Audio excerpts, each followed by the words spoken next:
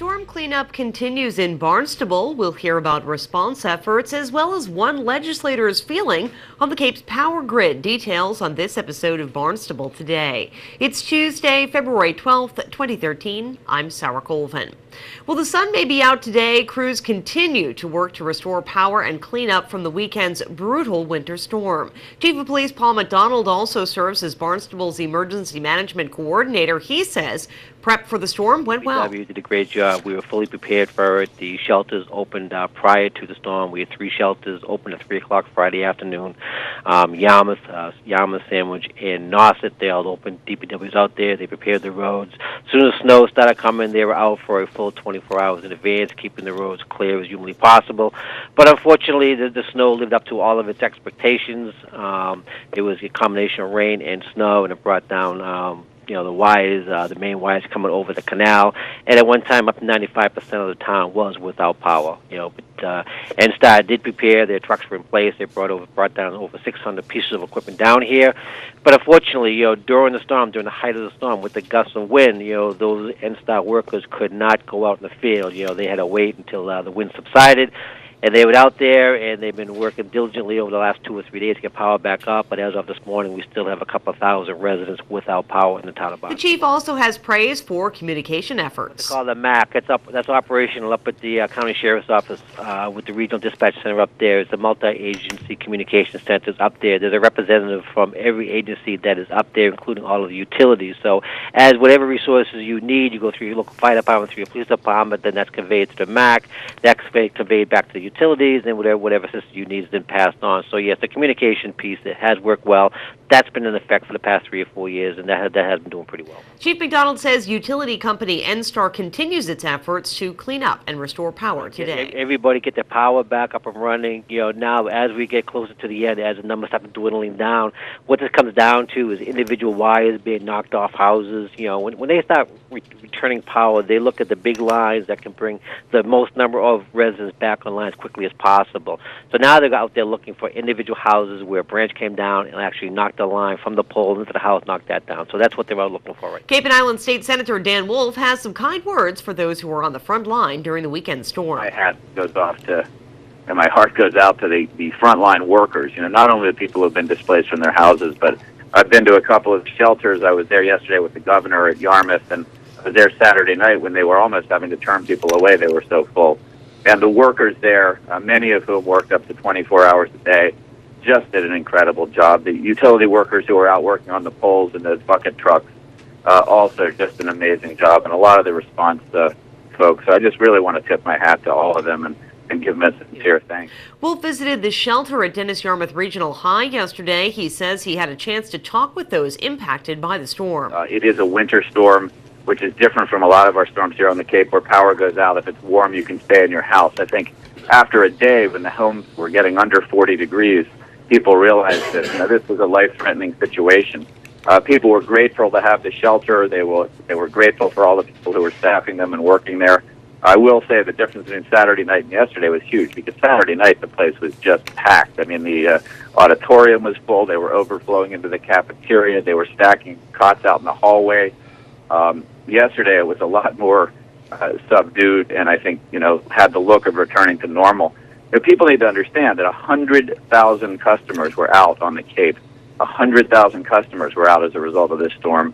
And as of the time we were at the shelter yesterday, there were still 30,000 customers that were out. So while progress is being made, when you consider that it's wintertime and temperatures around freezing, it's really tough when you have 30,000 customers that are still without utility. Wolf says while response to the region's massive power outage was good, he still has concerns about the grid. The frontline and response people have been awesome during this storm.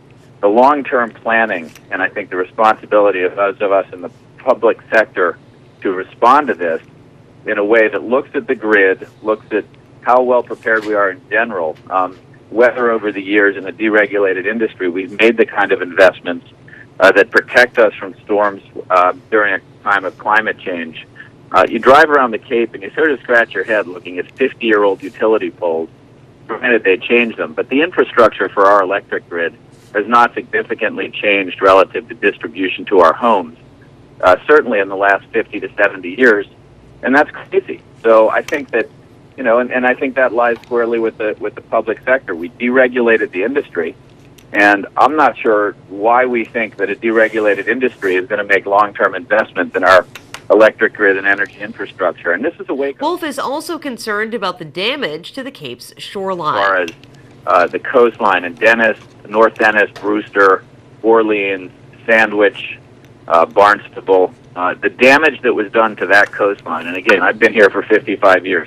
I've never seen anything like it. I mean, the undermining of parking lots, of stairways. So this was one, usually it's the east side that gets battered, or in a west wind, the inside on the north shore, up around Truro and Wellesley and East Ham in that area. But this time the north shore of the Cape, literally whole beaches removed. And I think the towns are now going to have to figure out, do they have the capacity to replenish the beaches and fix parking lots? I mean, how is this going to work prior to the summer?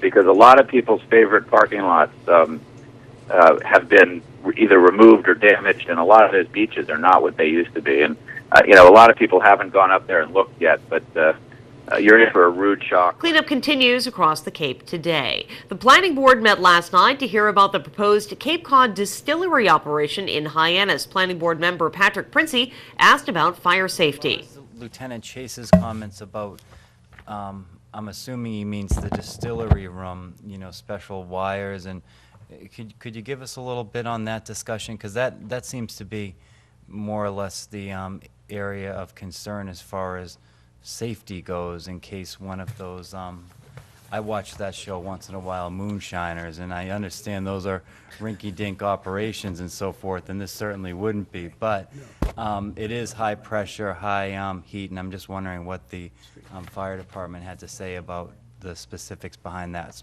room, the distillery room. Good question. Fire department encouraged us to sit and meet with them individually on that issue, so that both the fire department and the applicant could fully understand what the sprinkler requirements are. The distillery room, as I understand it, the distillery room is kind of a building within a building, and probably will have, or may have, I should say, sprinkler requirements that are different in terms of the density of the number of sprinkler heads and so forth, and the pressure that's required in that room, as opposed to the rest of the building.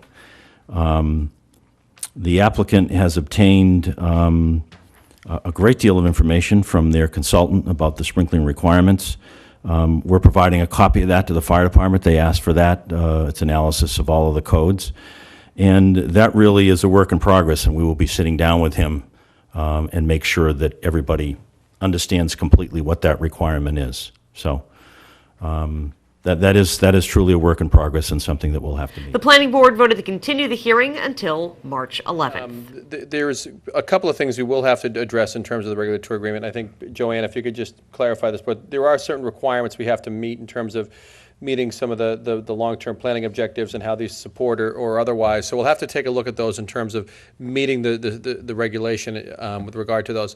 I think the improvement that's proposed here is a much better facade presentation and investment in the town. I think you're going to have a real hard time getting everybody on board in terms of safety, traffic flow, and otherwise to get this over the hump. I have some concerns here, but in terms of mitigation, I don't see a substantial request coming forth unless there was some major infrastructure investment that what we would have to participate in long term, or some major impact to the town outside of the improvement of the streetscape.